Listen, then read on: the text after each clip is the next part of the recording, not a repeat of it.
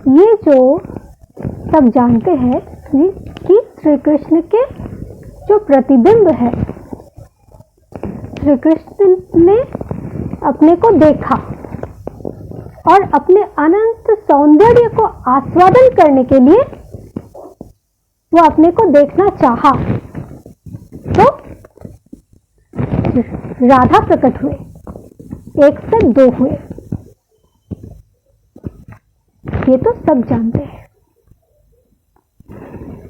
तो इसमें 2 प्रश्न आते हैं। एक प्रश्न ये है कि अपने को आस्वादन करने के लिए अगर अचिंत्य शक्ति द्वारा 2 हुए तो पुरुष से स्त्री क्यों हुए? ये पहला प्रश्न है। ध्यान से सुनिए। देखिए, स्त्री शब्द का अर्थ में इसके गूढ़ रहस्य छुपा हुआ है। इसलिए पहले स्त्री शब्द पर ध्यान दीजिए। स्त्री शब्द के एक एक अक्षर के आकृति पर ध्यान दीजिए। स्त्री को तोड़िए। पहले स्त्री आता है, फिर स आता है। वो स भगवान अपने को आस्वादन के लिए स्त्री बने, 3 बने, 3 गुण बने। और एक दृष्टिकोण से देखिए, स, उसके बाद त, उसके बाद र, उसके बाद दीर्घ। तो आप त के आकार को देखिए, कैसा होता है? जैसे कोई ऊपर से नीचे उतर के उसका जो बाएं अंग है वो नीचे की ओर, भूमि की ओर फैल रहा है। और जो बाएं अंग होता है वो वामांगी तो राधा है, और उस बाएं तरफ तो हर्ष रहता है, हृदय रहता है, जहाँ से भावनाएं जन्म लेते हैं, और ये भावनाएं टिके रहते हैं त्रिगुण द्वारा। स त्रि, वो त्रि हुए। तो ये त भी वही त्रिगुण द्वारा अपने को व्यक्त किया, बहुरूप में, भावना युक्त होकर, बहुभाव युक्त होकर। फिर र को देखिए, र का आकृति कैसा है? ध्यान दे। ऐसा लग रहा है जैसे कोई सामने की ओर दौड़ रहा है। पदक्षेप, जैसे कोई एक पैर से दूसरे आगे बढ़ रहा है और दूसरा पैर उठा रहा है पीछे से आगे बढ़ने के लिए। अच्छी तरह से देखना र का आकार। तो त हुआ, र हुआ। अब स को देखिए, वो स जो आगे बढ़ रहा है उसे खींच रहा है पीछे से। मेरी ओर घूमो, वहां से आगे बढ़ रहे हो। स का आकार अच्छे से देखिए, जैसे कोई आगे दौड़ रहा है तो पीछे से कोई उसे खींच रहा है। हो सकता है उसे माया भी खींच सकता है, हो सकता है उसका स्वरूप यानी कि भगवान उसे खींच रहा है अपनी ओर। तो क्या क्या अक्षर मिला? त, र, स और दीर्घई। अब दीर्घई की आकृति देखिए, जैसे एक सर्प आकृति होता है, जैसे विकृत सृष्टि होता है, विकृत सृष्टि, विषैले विकार प्राप्त हुए सर्प जैसे है। तो वो दीर्घ यात्रा किए हुए है।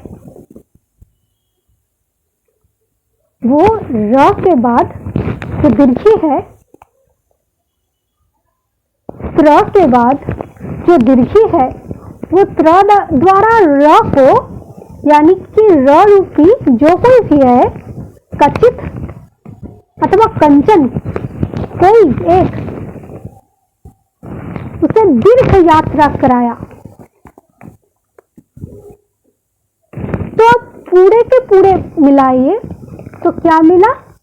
स्त्री से एक तो मिला स्त्री, वो स्त्री हुए, त्रिगुण हुए, त्रिदेव हुए, वो एक। और एक अर्थ निकला सत्री, सत्र, सत्र, और उससे ई युक्त होकर आता है सूत्री, जिसे दीर्घ सूत्री कहा जाता है। दीर्घ ही है ना अंत में, दीर्घ सूत्री अथवा दीर्घ सूत्री कहा जाता है। दीर्घ सूत्री का अर्थ क्या है? जो अनंत शाखाओं में अनंत अनादिकाल से अपने को बांट दिया जगत में। सूत्राधार धागा होता है, तो वो जो सूत्री होता है जिसके साथ बहु अनंत संबंध, अनंत भाव का जोग होता है, जोग बनता है, वो सूत्री होता है। तो गीता में क्या कह रहे हैं भगवान? ऊर्ध्वमूल मधु शाखा मशक्तम प्राहुरव्ययम छंद्यांसी यस्य पर्णानि यस्तम वेद स वेदविद। मतलब वो जो मूल है, वो ये जो संसार वृक्ष है, ये वृक्ष सूत्री है, दीर्घ सूत्री है, अनंत शाखाएं है, और वो जो मूल है वो ऊपर की ओर है, ऊपर की ओर मूल है, और सारे शाखाएं जो सूत्राधार शाखाएं है वो नीचे की ओर फैल गए हैं। इतना फैल गए हैं कि उसे काटने का मार्ग अनंत प्रेम भक्ति वैराग्य के अतिरिक्त और कुछ है ही नहीं। वसंग शस्त्रेण दृढ़ेन चित्वा ततः पदं तत्परिमार्गितव्यम यस्मिन् गत्वा नानिवर्तन्ते धियः। एकमात्र तीव्र वैराग्य, तीव्र ईश्वर में आसक्त और संसार से विरक्ति द्वारा ही, तीव्र वैराग्य रूप अस्त्र द्वारा ही ये संसार का जो सूत्र है, वृक्ष है, इसे काटा जा सकता है। तो स्त्री से ही ये सूत्र बनता है, क्योंकि अभी देखा ये त्रिगुण स के लिए ये त्रि हुए। त्रि में त्रि जो है, त्रयी जो है वो स के लिए हुए, त्रिगुण हुए। और त्रिगुण में वो स अपने को फंसाया। कैसे फंसाया? बाएं अंग को भूमि में फैलकर, बाएं अंग को नीचे लाकर, पृथ्वी में लाकर, भावात्मक बनकर, क्रियात्मक बनकर, अनंत भाव, अनंत रूप, अनंत रस, अनंत गंध, अनंत शब्द, स्पर्श, सब में अपने को बांट दिया, फैल दिया त्रिगुण में। और ये भाव, भावना का जन्म, सारे कामनाएं का जन्म, सब कुछ तो हृदय से उत्पन्न होता है। और ये हृदय बाएं ओर रहता है, और दाएं ओर क्या रहता है? दाहिने ओर रहता है पुरुष। तो वो पुरुष की जो शक्ति है, पुरुष तो अव्यक्त होता है ना, पुरुष तो नित्य ज्ञान रूपी होता है, शक्ति द्वारा वो चालित होता है। मान लो आप पुरुष हो तो आप चलते हो शक्ति द्वारा, अपना खाते हो शक्ति है इसीलिए, विचार करते हो बुद्धि शक्ति द्वारा, तो सब कुछ शक्ति है। एक चेतना शक्ति। तो जब शक्ति रूपमय बने, भावमय बने, तो इसीलिए वो स्त्री है, त्रिगुण है। तो इसीलिए चेतना का, चैतन्य का, जब भी चैतन्य शक्ति व्यक्त होता है, स्फुरित होता है, तो वो राधा रूप में ही होता है। तो ये निष्कर्ष निकला यहाँ से कि ये स्त्री पुरुष कोई जागतिक लिंग विशेष नहीं, ये स्त्री तो वो शक्ति है जो सब कुछ है, जो सब कुछ आप देखते हैं।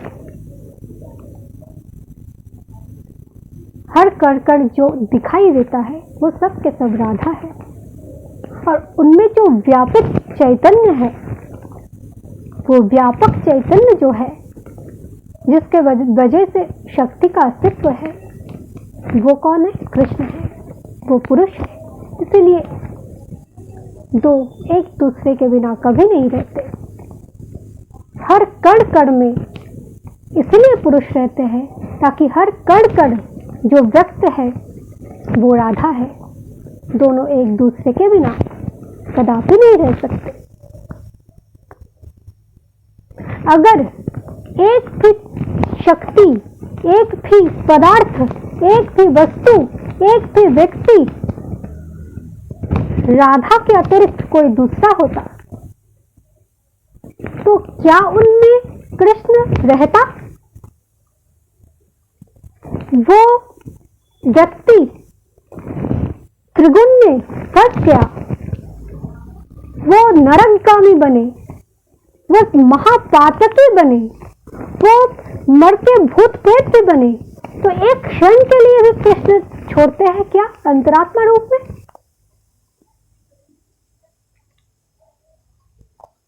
कृष्ण तो हर कण कण में अंतरात्मा रूप में है। वो तो किसी से पक्षपात करते नहीं।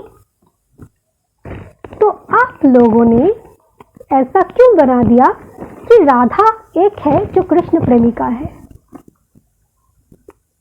तत्व को पहले समझिए, मैं क्या कहना चाहती हूँ। एक शक्ति, एक ही शक्ति है, जो शक्ति विनोदिनी शक्ति है, विनोदनकारिणी शक्ति है।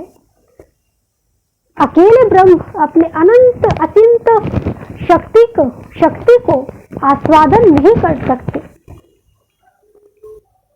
और अपने अंदर जो अनंत ऐश्वर्य है, ईश्वरत्व है, अगर उसे प्रशंसा करने वाला, उसे स्वीकार करने वाला कोई ना रहे दूसरा, तो उसका अस्तित्व क्या है? उसके ऐश्वर्य का, उसके अनंत माधुर्य, अनंत ऐश्वर्य का, शरैश्वर्य का क्या अस्तित्व है? तो कृष्ण को सुख पहुंचाने के लिए कृष्ण के अतिरिक्त दूसरा तत्व है नहीं, कृष्ण शक्ति है। तो तत्व तो दो है ना, एक ब्रह्म, एक शक्ति, इससे परे तो कोई तत्व नहीं है। तो तब वो तीन बने। कैसे तीन बने? विष्णु शक्ति परा प्रोक्ता, क्षेत्रज्ञ तथा परा, अविद्या कर्म संज्ञान्य तृतीया शक्ति रुच्यते। स्त्री रूप में वो माया बने, जगत बने। कौन? वो राधा, जिसे आप राधा कहते हैं, वो धरा रूप में प्रकट हुए। धरा मतलब पृथ्वी होता है, और धरा रूप में त्रिगुण द्वारा धारावाहिकता को वहन करते जा रहा है अनंत अनादिकाल, और जब तक व्यक्त है। और कैसे? अपने को भूलकर। देखिए, राध शब्द का अर्थ है प्राप्त होना, प्राप्त हुए वस्तु। तो प्राप्त है ही। एक नरकगामी कीड़े को भी कृष्ण प्राप्त है उसके अंदर अंतर्यामी रूप में, और ब्रह्मा को भी कृष्ण प्राप्त है अंतर्यामी रूप में। सब के सब कृष्ण को प्राप्त किए हुए हैं, लेकिन कोई जाना नहीं। और एक ही भाव नहीं, अनंत भाव में वो राधा प्राप्त हुए कृष्ण को। इसलिए वो कृष्ण एक ही तो है, उनका संपत्ति, राधा संपत्ति। तो ऐसा कौन समझ सकता है? जो राधा बने वो जान सकता है कृष्ण उनका संपत्ति है। वो राधा धरा रूप बनी, पृथ्वी बनी, तो कृष्ण क्या बने? ब्रह्म से, बस ब्रह्म से म को, अहम म को हटा दीजिए तो बरह आएगा। ध्यान पूर्वक सुनिए। ब्रह्म में अंत में ह आते हैं, ह उच्चारण आते हैं। तो वो ब्रह्म, अहम म को हटा दीजिए तो ब्र को तोड़िए, बरह आते हैं। तो वहीं से शुरू होता है। राध भी धर बनते हैं, धरा,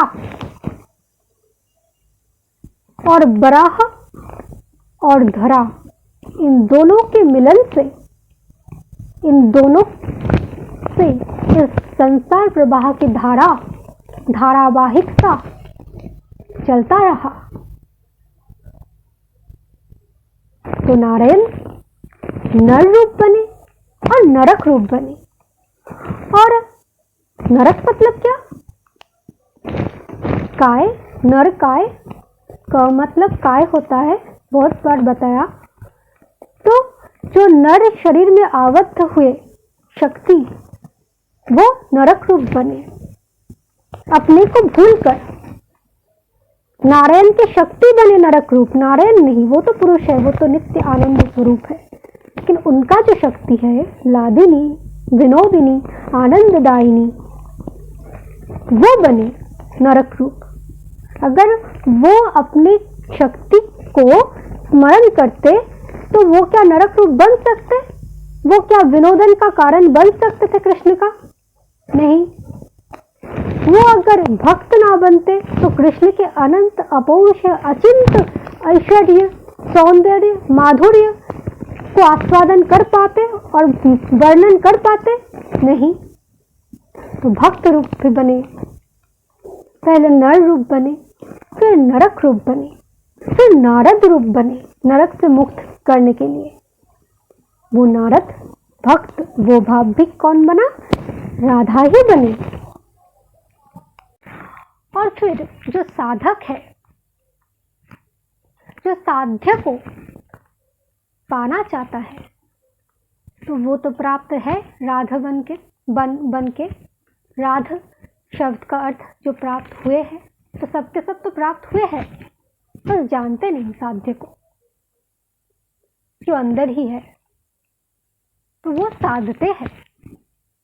तो जब साधना शुरू करते हैं, कोई बुलाना शुरू करते हैं कोई परमेश्वर को, तो ये सारे अष्टधा अपरा प्रकृति महामाया बनते हैं, माया से महामाया बनते हैं। और महामाया के कृपा बिना साधना में सिद्धि असंभव। राधा कृष्ण को तो छोड़ ही दीजिए, काली के कृपा बिना कृष्ण तक पहुंचना असंभव है। राधा तो बहुत दूर की बात है। तो ये जो महामाया है, वो जब साधक को साधना के पराकाष्ठा में, परम विषाद में पहुंचते हुए देखते हैं, तब योग युक्त बनाते हैं। तब वो महामाया कृपा करके उसे साधक से आराधक बनाते हैं। तो साधना और आराधना में अंतर क्या है? एक ही तो बात है। आराधना वो है जो ये जाने, ये उपलब्धि की कि उसके अंदर वो प्राप्त है, वो परम तत्व, वो परम पुरुष उसके अंदर वो प्राप्त है, बस घूमना है। इसीलिए वो अपने राध तत्व को बुलाता है। आराध, राध को बुलाते हैं, राधा को बुलाते हैं। आराधना।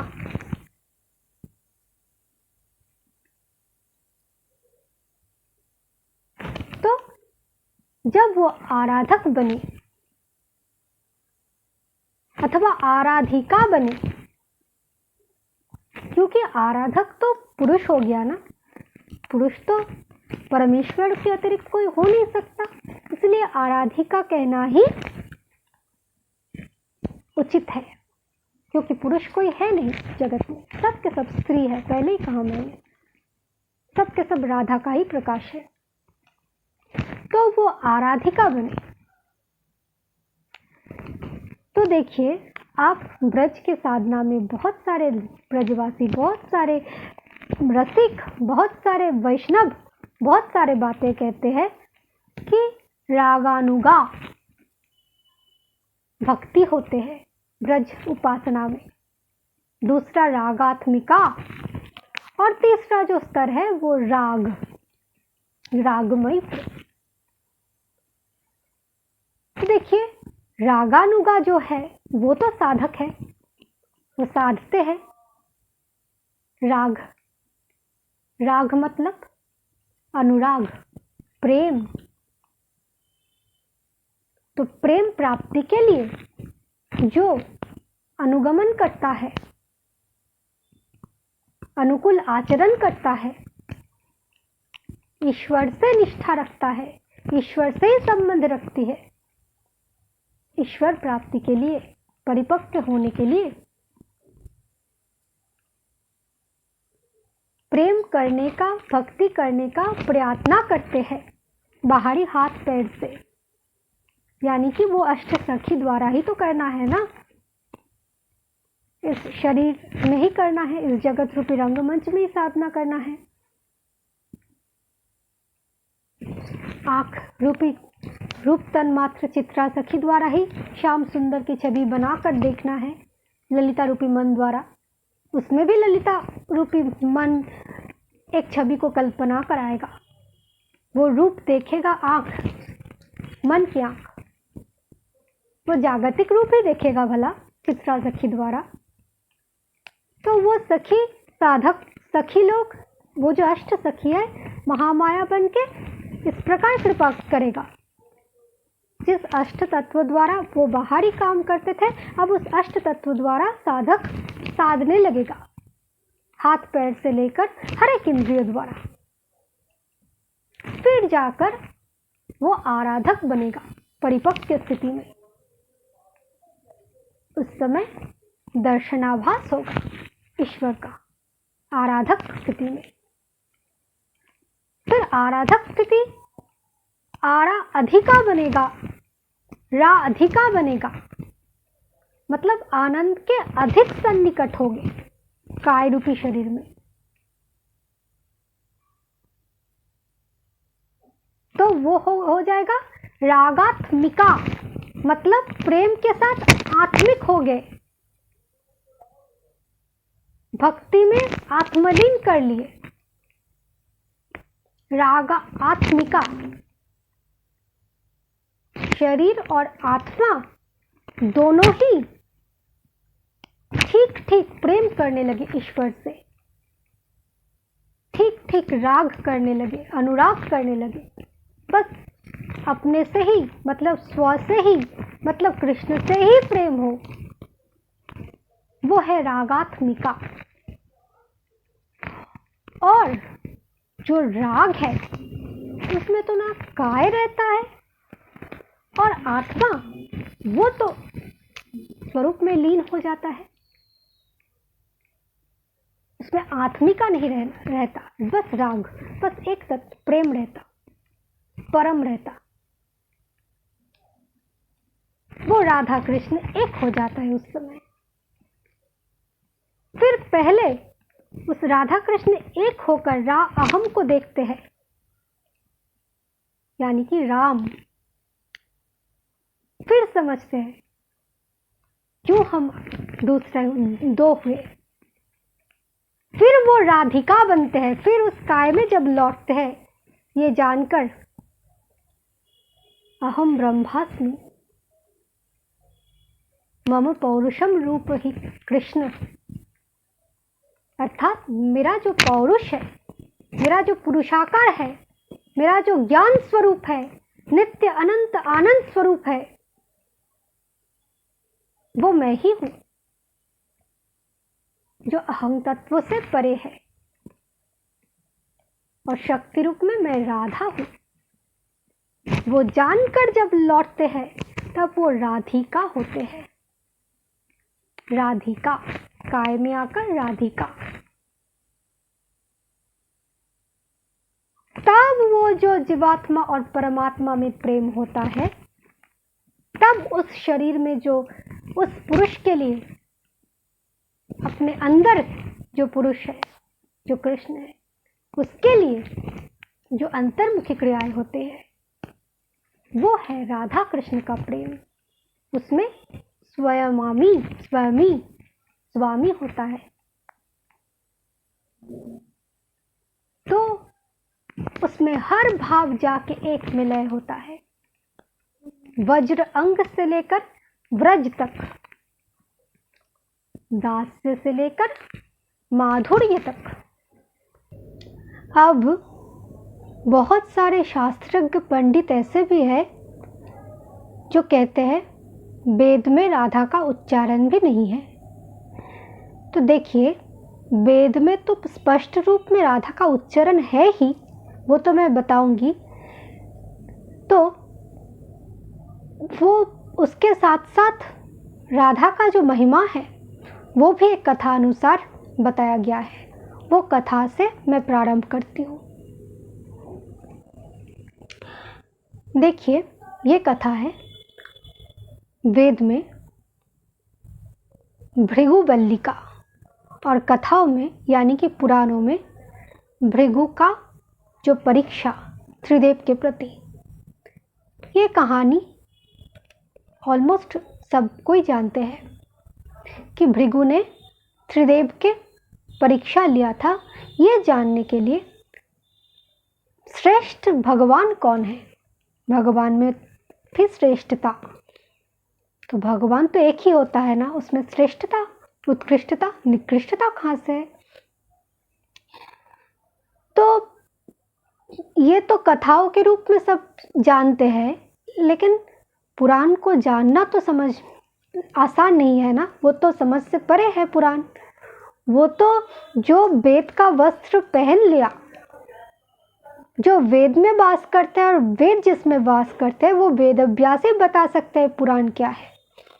बाकी सब जो पुराण को रटते हैं, पढ़ते हैं, वो सब कोई कथावाचक कथा बोलने के लिए, कथा कहने के लिए, पैसा कमाने के लिए, और कोई सात्विक होने के लिए, निष्ठा जागृत करने के लिए पढ़ते हैं, लेकिन समझते नहीं है ठीक।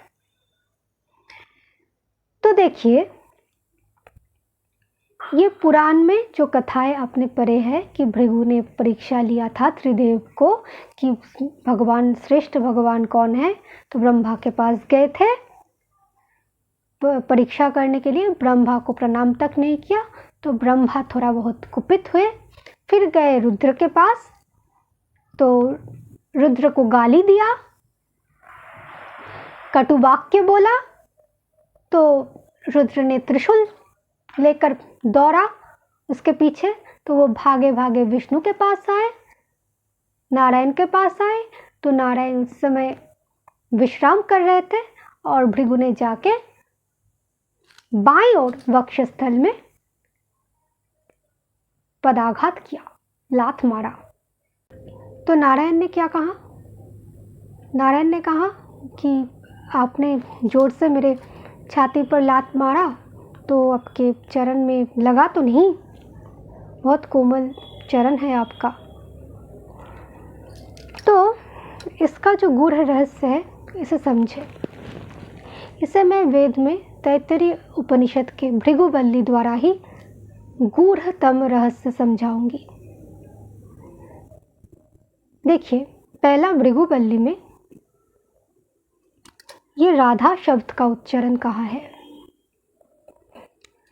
आराध्यास्मा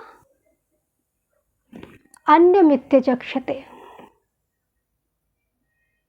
एतद्वै मुखतः अन्यं मुखतः अन्यं राध्यते, एतद्वै मध्यतो अन्यं राध्वं मध्यतः अस्मात् अन्यं राध्यते, एतद्वा अन्ततो अन्यं राध्वं अन्ततो अस्मात् अन्यं राध्यते। तो इसका जो कर्मकांडी अर्थ है वो तो अतिथि सत्कार के लिए है, लेकिन इसका जो गूढ़तम अर्थ है वो है ये जो अल्पकाल के लिए आते हैं जीव यहाँ 100 वर्ष के लिए, तो उसे इसमें ये ज्ञान प्राप्त करना है, वो राध है, उसके अंदर अन्नरूपी चैतन्यता का विकास होना चाहिए।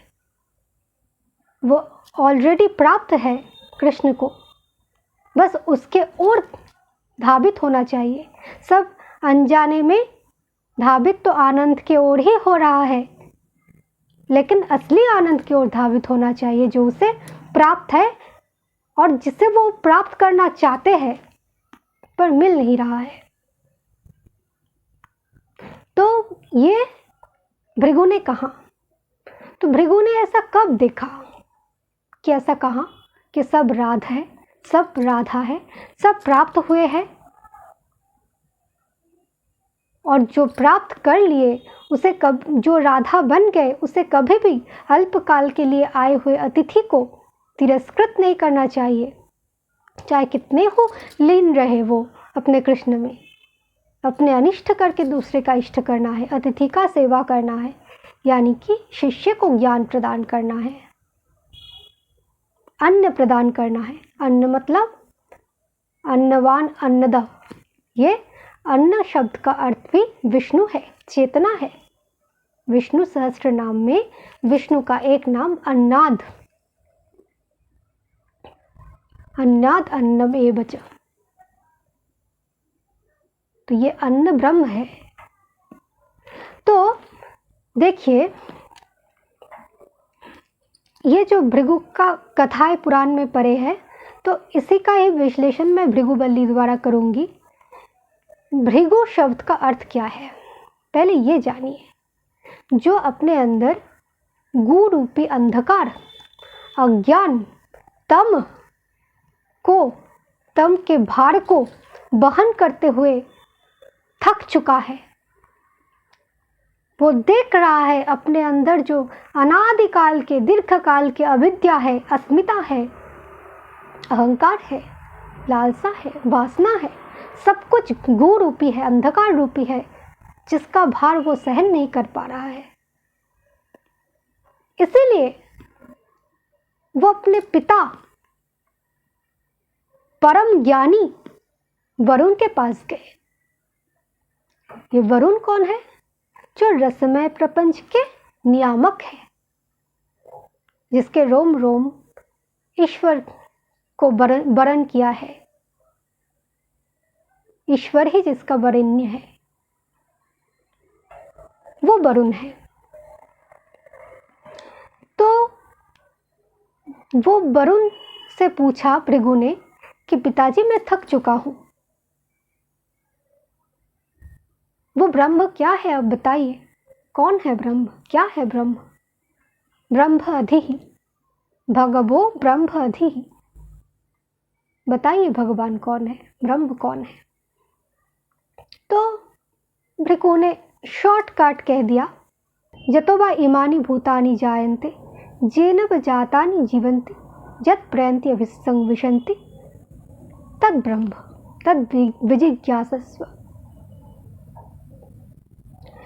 तो जहाँ से सब कुछ पैदा हुए, प्रकट हुए, जिसमें स्थिर है और जिसमें लय होने वाला है, जिसकी ओर सब कुछ धावित होने वाला है, सब कुछ धावित हो रहा है, वो ब्रह्म है। तो समझ में नहीं आया भृगु को, तो कहा तप करो, तपोह तप्यत, तप करो। फिर बताओ मुझे क्या उपलब्धि किया तुमने? तो पहली तप में उपलब्धि किया अन्नम ब्रह्मेति बजानात।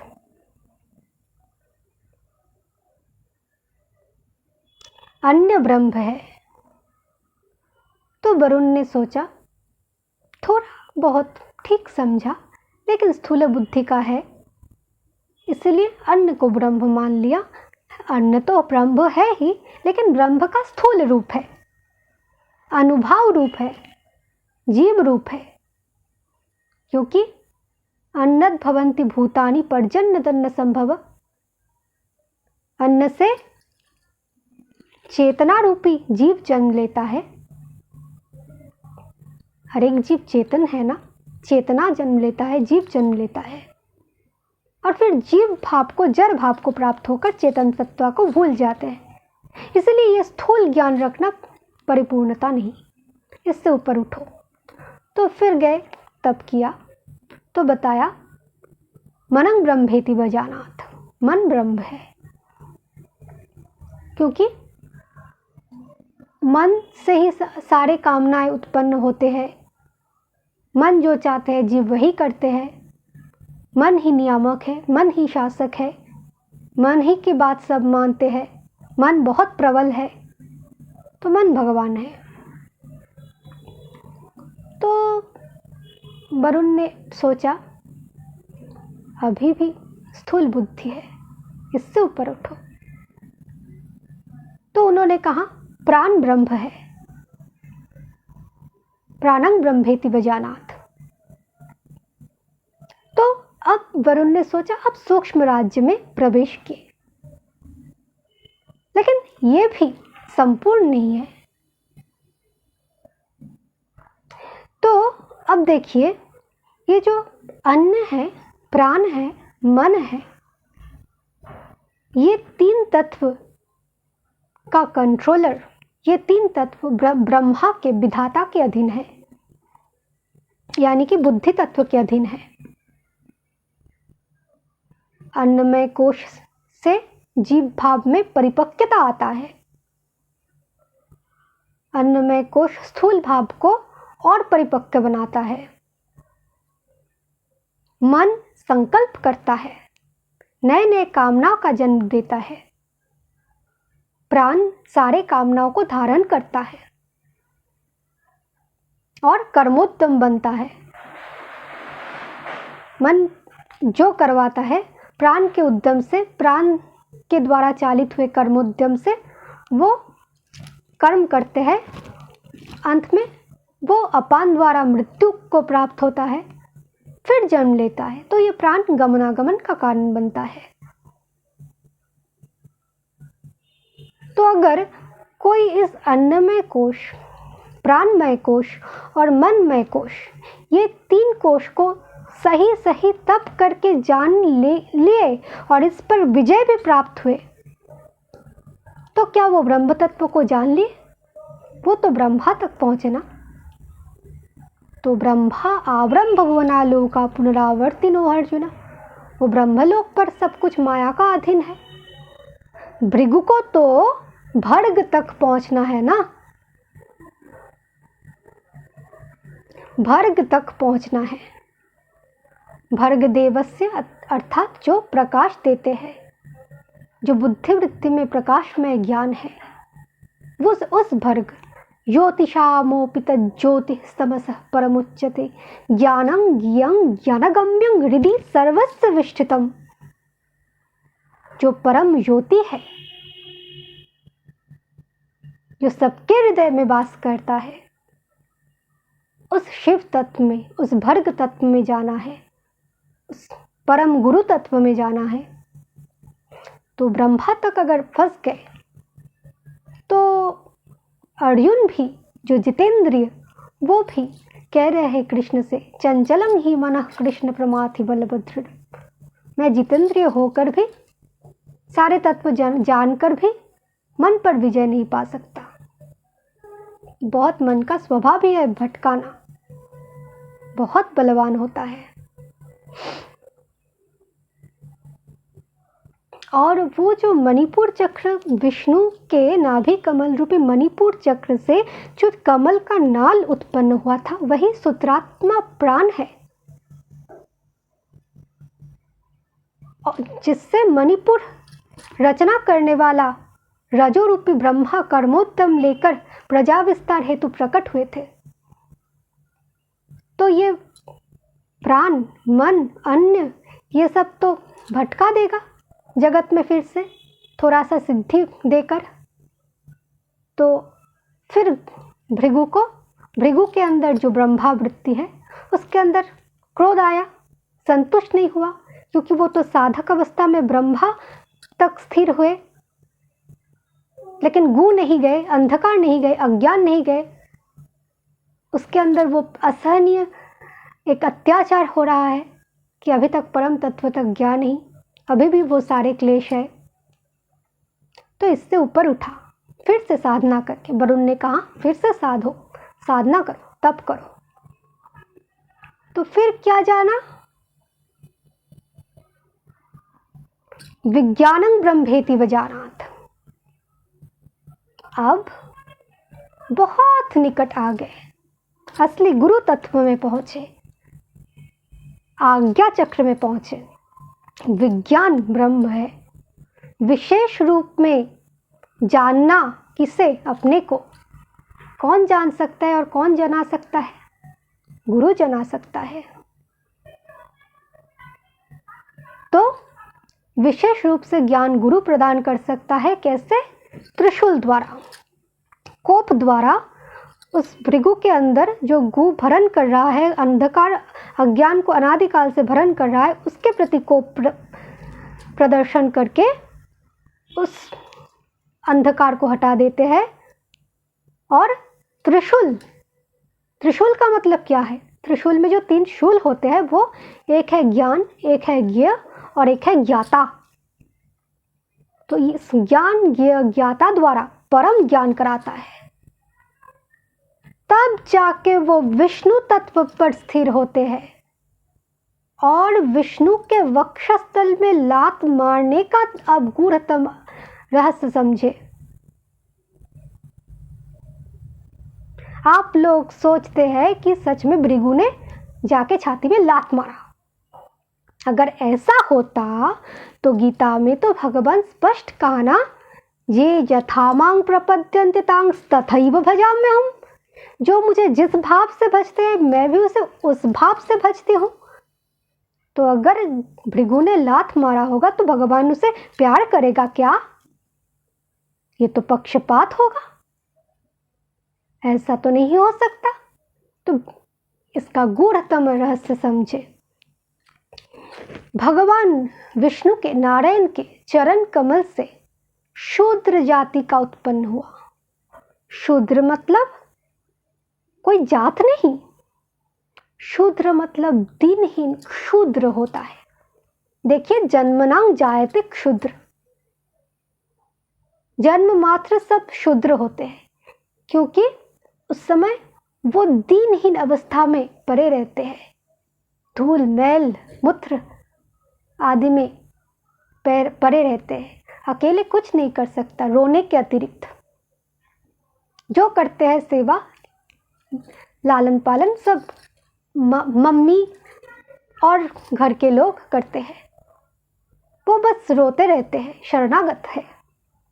उसी प्रकार जो अपने को संपूर्ण अहंकार तत्व से परे ले गए गुरु कृपा द्वारा, और संपूर्ण क्षुद्र बन गए, क्षुद्र जिसे शूद्र कहा जाता है, यानी कि अपने अंदर जो ब्रह्मचर्य, गारस्थ, वानप्रस्थ ये 3 आश्रम है, और ब्राह्मण, क्षत्रिय और वैश्य ये 3 तत्व है, इसको जो संभाल के रखा, ईश्वर में सारे जात को, सारे कर्म को, सारे क्रिया को समर्पण करते हुए,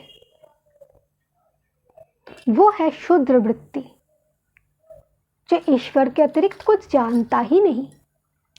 वो सब कुछ ईश्वर को दे दिया, अपने सब कुछ। तो अपने सब कुछ जो अनादिकाल से गू को भरण कर रहा है, अंधकार को भरण कर रहा है, तो अगर सब कुछ देगा तो अंधकार को ही देगा ना। और जो शुद्ध पर्सनैलिटी होते हैं वो अशुद्ध पर्सनैलिटी को शुद्ध बना देते हैं। तो अशुद्ध शुद्ध से मिलते हैं तो वो भी शुद्ध बनते हैं। तो भगवान तो परम शुद्ध है, तो उसको अपने सब कुछ सर्वस्व शुद्र वृत्ति द्वारा समर्पण करना ही वो लात मारना, पदाघात करने का गूढ़ रहस्य है।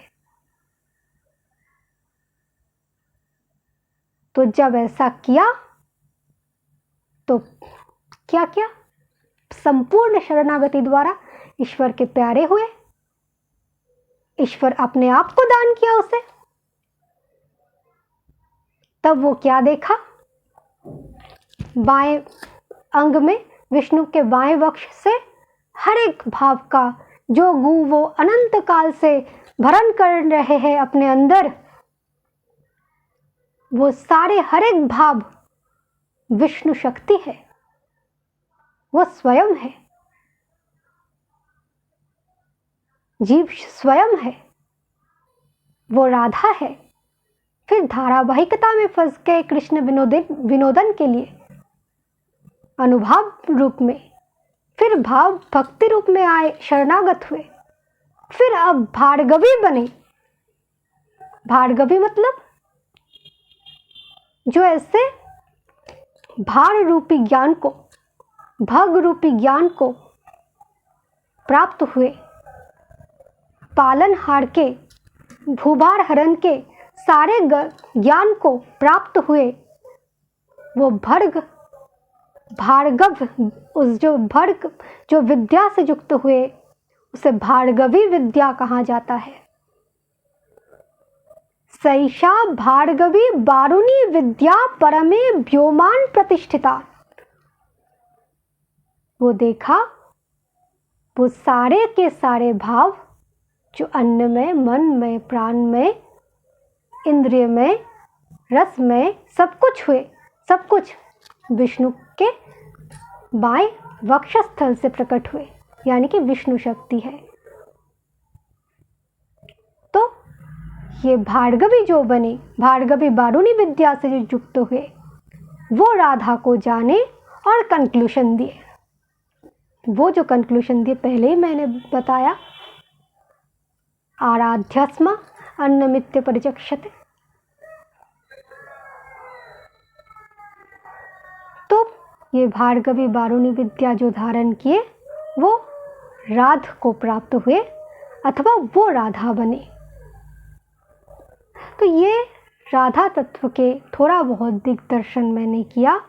बाकी कोई किसी को जानना हो तो राधा तत्व पढ़ सकते हैं और दूसरे रासलीला भाष्य में और संपूर्ण तत्व लिखा जाएगा। धन्यवाद।